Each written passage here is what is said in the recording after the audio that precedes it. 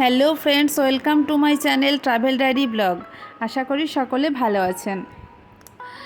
আপনারা বুঝতেই পারছেন আজ আবার একটি নতুন ভিডিও নিয়ে চলে এসেছি আপনাদের সামনে। কারণ ট্রাভেল ডায়েরি মানেই হলো নতুন নতুন ভিডিও আর নতুন নতুন জায়গার সন্ধান। তাহলে চলুন সেরকমই একটি সুন্দর জায়গার সন্ধান দেবো আজকে আপনাদেরকে এই ভিডিওতে। তাহলে দেরি না করে আজকের ভিডিওটি শুরু করা যাক।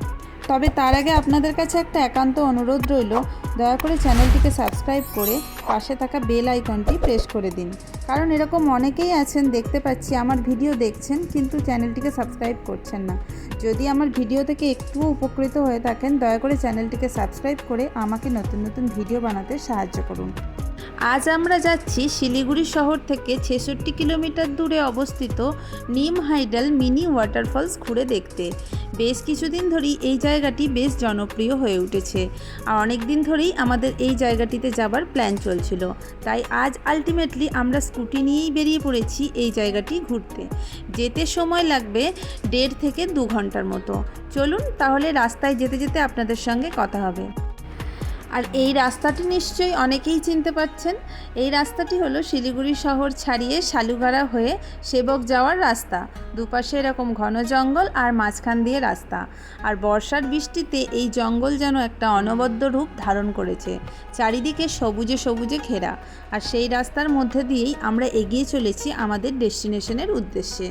আমরা এখন সেবক পৌঁছে গেছি, যে দেখতে পাচ্ছেন বাঁ দিকে মা সেবকেশ্বরী মন্দির। প্রণাম করে আমরা এগিয়ে চললাম আমাদের ডেস্টিনেশনের উদ্দেশ্যে। এই যে দেখতে পাচ্ছেন সেবক থেকে যে রাস্তাটি করোনেশন ব্রিজ হয়ে ডান দিক দিয়ে ঢুকছে, আমরা সেই রাস্তাটা দিয়েই ঢুকলাম। আর এই যে তিস্তা নদী বর্ষার জলে কীরকম পরিপূর্ণ হয়ে রয়েছে দেখুন, তার সঙ্গে পাহাড়েরও একটা সুন্দর ভিউ দেখতে পাওয়া যাচ্ছে।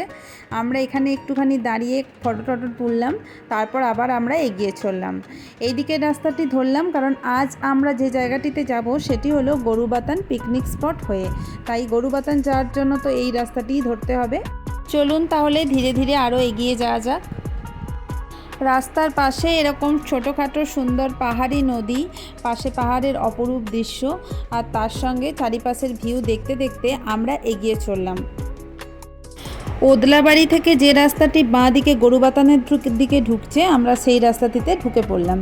সেই রাস্তা ধরে কিছু দূর এগোনোর পরই দুপাশে এরকম সুন্দর চা বাগান, সেই অপরূপ দৃশ্য দেখতে দেখতে আমরা এগিয়ে চলেছি ধীরে ধীরে গরুবাতানের দিকে। আমরা গরুবাতান এসে পৌঁছে গেছি আর মেন রাস্তা ছাড়িয়ে বাঁ দিকে নিচের দিকে নেমে যেতে হবে গরুবাতান পিকনিক স্পটের দিকে। আমরা এখন সেই রাস্তায় ধরেছি। চলুন ধীরে ধীরে এগিয়ে যাই গরুবাতান পিকনিক স্পটের কাছাকাছি। এই যে আমরা এসে পৌঁছে গেছি গরুবাতান পিকনিক স্পটে। আর এই হলো গরুবাতান পিকনিক স্পটের কাছে চেল নদীর ব্রিজ। এই ব্রিজের ওপর থেকে চেল নদীর ভিউটি দেখতে অসাধারণ লাগছিল।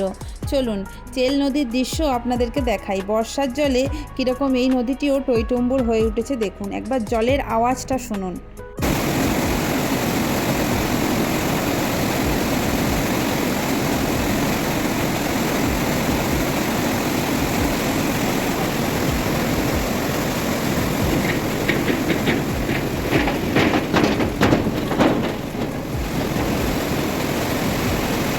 তবে এখানে আজকে আর বেশিক্ষণ কাটানো যাবে না, কারণ আজ আমাদের ডেস্টিনেশন গরুবাতান না, গরুবাতান থেকে আরও 5 কিলোমিটার ওপরের দিকে উঠতে হবে। আর আকাশের অবস্থাটা একবার দেখুন, ঘন কালো মেঘে ছেয়ে আছে, কখন বৃষ্টি নামে তার কোনো গ্যারান্টি নেই।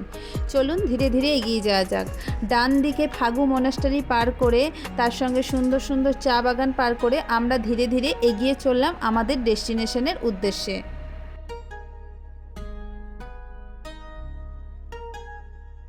এই যে রাস্তাটি দেখতে পাচ্ছেন আর দুপাশে যে চা বাগান দেখতে পাচ্ছেন, এটি হলো আপার ফাগু চা বাগান। আর মাঝখানের রাস্তা ধরেই আমরা এগিয়ে চলেছি। এই রাস্তাটি ধরে এগিয়ে গিয়ে চা বাগানের মাঝখান দিয়েই ডান দিকে আরেকটা রাস্তা ঢুকে যাচ্ছে। সেই রাস্তাটা ধরেই যেতে হবে নিম হাইডেল মিনি ওয়াটারফলসের দিকে। তাহলে চলুন দেখা যাক কেমন রয়েছে রাস্তাটার হাল। তাছাড়া এই রাস্তাটা ধরে ওপরে উঠলেই কিন্তু আপনারা ঝান্ডি যেতে পারবেন। তো চলুন ধীরে ধীরে এগিয়ে যাওয়া যাক, দেখা যাক সামনের রাস্তার অবস্থা কেমন। বর্ষার বৃষ্টিতে রাস্তার অবস্থা খুব একটা ভালো আছে বলে মনে হচ্ছে না, তবুও চলুন এগিয়ে গিয়ে দেখা যাক।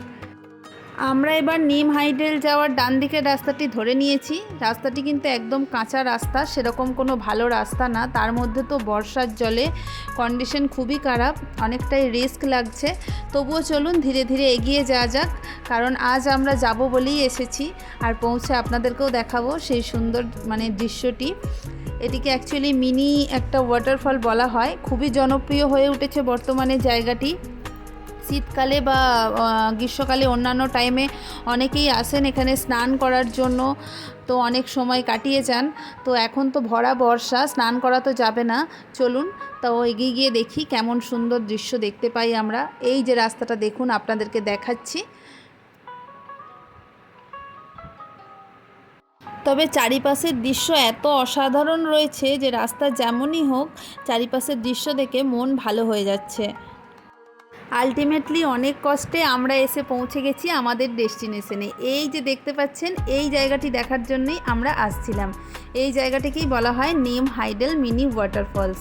আর এর নিচে নেমে গিয়ে কিন্তু স্নান করার জায়গাও রয়েছে। ওই পাশে একটা রাস্তা আছে, সেখান দিয়ে নিচে নেমে যাওয়া যায়, কিন্তু বর্ষাকালে এখন সেটা সম্ভব নয়। একবার শুধু আওয়াজটা শুনুন জলের।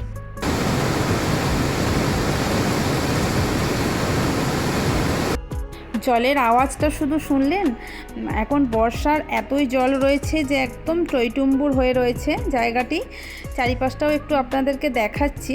অন্য টাইমে এই জায়গাটি দেখছেন, এই নিচে নেমে অনেকেই স্নান করে থাকেন, নিচে নামারও রাস্তা আছে, কিন্তু বর্ষাকালে সেটা একদমই পসিবল না, কারণ এখন প্রচুর জল রয়েছে। আর এই প্রচুর জল দেখার জন্যই বর্ষাকালে আসা, না হলে তো অন্য টাইমে আসাই যেত। কিন্তু বর্ষাকালে আসলাম শুধুমাত্র এই রূপটি দেখতে পাবো বলেই। আর এই পাশেও দেখতে পাচ্ছেন এরকম একটা ছোটোখাটো ওয়াটারফলের রূপ ধারণ করেছে। আসলে এগুলো কিন্তু ওয়াটারফল না, নদীটিই এমন ধাপে ধাপে নেমে এসেছে যে ওয়াটারফলের আকার ধারণ করেছে। তাই এই জায়গাটিকে মিনি ওয়াটারফল বলা হয়ে থাকে। যাই হোক, চারিপাশের ভিউটা তো খুবই সুন্দর, জায়গাটি তো আমাদের খুবই ভালো লাগলো। নিচে হয়তো নামতে পারলাম না, কারণ নিচে নামাটা প্রচুর রিস্ক, তাই নামলাম না। কিন্তু এই বর্ষাকালে আসার জন্য যে সুন্দর রূপ দেখতে পেলাম, এটা কিন্তু অন্য টাইমে এলে আমরা দেখতে পেতাম না। অন্য টাইমে এতটা জল কিন্তু থাকে না। সব মিলিয়ে জায়গাটি খুবই সুন্দর লাগলো আমাদের। একটা সুন্দর টাইম আমরা স্পেন্ড করলাম এই জায়গাটিতে। সব মিলিয়ে একটা দিন বেশ সুন্দর কাটলো আমাদের। জায়গাটি আপনাদের কেমন লাগলো অবশ্যই যেন কমেন্ট করে জানাতে ভুলবেন না। আর যদি আপনাদের মধ্যে কেউ এই জায়গাটি আগেই ঘুরে গিয়ে থাকেন, সেটিও কিন্তু আমাকে কমেন্ট করে অবশ্যই জানাবেন, এবং আপনাদের অভিজ্ঞতা কেমন ছিল সেটাও যেন লিখবেন। তাহলে চলুন আজকের ভিডিওটা আমি এখানেই শেষ করছি। আবার দেখা হবে নতুন কোনো জায়গায় নতুন কোনো ভিডিও নিয়ে। ততক্ষণ পর্যন্ত সকলে ভালো থাকবেন, সুস্থ থাকবেন। টাটা।